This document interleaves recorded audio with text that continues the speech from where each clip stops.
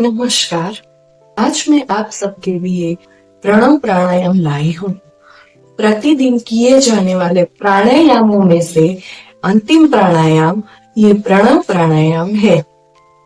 उद्गीत और भ्रामरी प्राणायाम की तरह ये प्राणायाम भी एक ध्यानात्मक प्राणायाम है।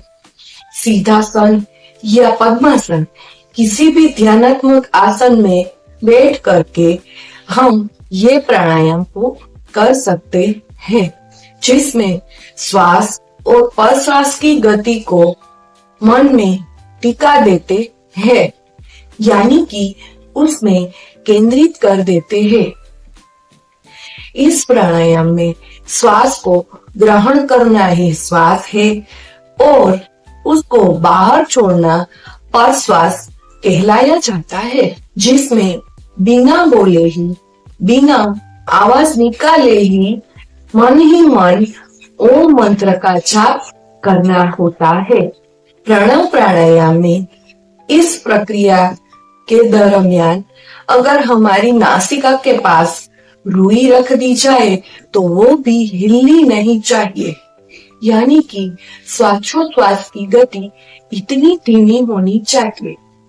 10 से 20 सेकंड में श्वास को अंदर भरना है और 10 से 20 सेकंड में श्वास को बाहर छोड़ना है, जो कि धीरे धीरे रेगुलर प्रैक्टिस से आपको अपने ही श्वास की गति महसूस होने लगे, वो भी अंदर ही अंदर।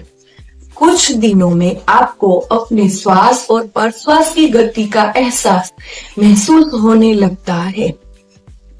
शुरुआत में ये क्रिया हमारी नासिका से होती है। दृष्टा बनकर साक्षी भाव से लय पूर्वक एकदम एकरूप और शांत होने लगता है। ओंकार में तन्मय हो जाता है, तद्रूप हो जाता है।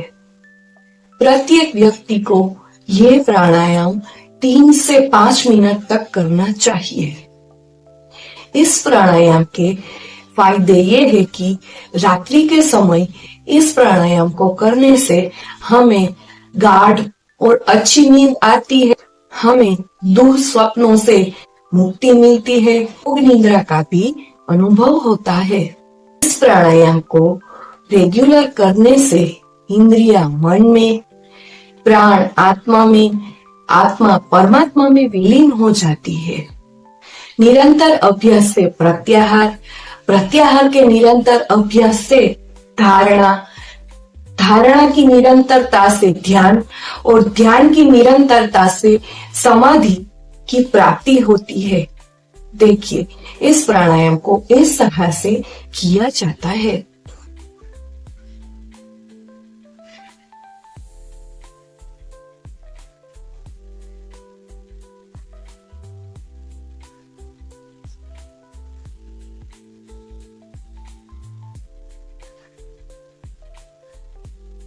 इस प्राणायाम को निरंतर करने से हम सच्चिदानंद ब्रह्म स्वरूप में धीरे धीरे लीन हो जाते हैं। आशा करती हूँ कि सभी प्राणायामों की तरह आप ये प्राणायाम भी जरूर करेंगे। प्रणाम।